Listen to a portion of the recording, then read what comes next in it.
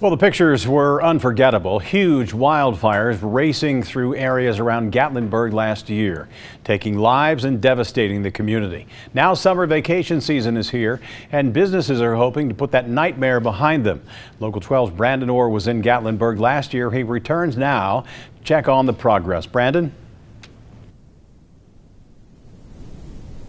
We were down here with those fires. We came down for several days. We even came back in February to do an update, and things are looking a lot better since when we were here before. You know, 2,400, I would say more than that number, was the amount of structures, including homes and businesses, that were burnt down. But much of that, they were on the outskirts of downtown. The main strip is intact and it's open for business, and that's what officials from the city of Gatlinburg want you to know. In fact, they have commercials that you may have seen right here on Local 12 that are running. Check it out. The views are still amazing. I'm from Nashville, Birmingham, Cincinnati, and I love Gatlinburg. I love Gatlinburg.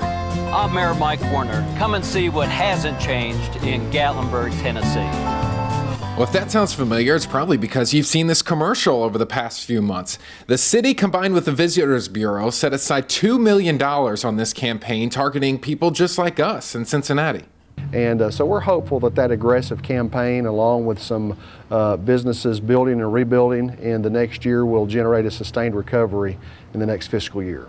And it's a recovery that's much needed. The loss in tourism revenue for the city, at least compared to a year ago, is around $52 million. The trends since December have obviously gotten better.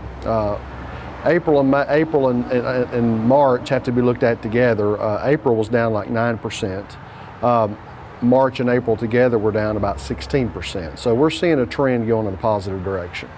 We have the tourism revenue breakdown all the way back to when the fire started in late November and early December. What they're telling us is that actually amusements have the largest increase over the past couple of months, including this. This is the Skylift that just reopened before Memorial Day weekend. I can even see the new one, and Akista there in the background leads straight up to a brand new 80-acre adventure park.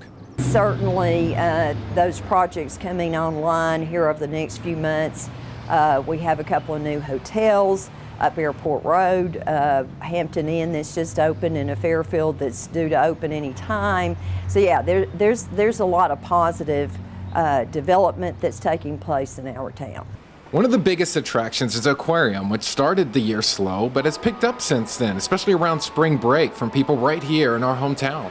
Like Cincinnati is a very popular market for us, but places such as Illinois, Indiana, places like that, and they're ones who wanted to come and see how things were after the fire, and they wanted to contribute their hard-earned dollars to our economy to help out after the fire. Come see our beautiful town, come see these gorgeous mountains. They are calling you, and we really want you to come back and visit and see what hasn't changed in Gatlinburg.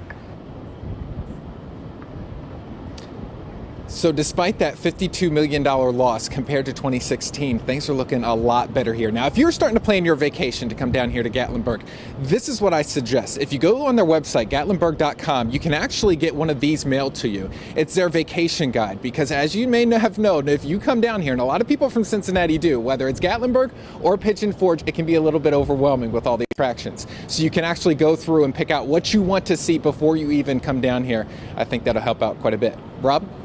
Sounds good, Brandon. Thanks very much. The Senate is still waiting on a fire review from the Department of Interior that will review the response to the wildfires.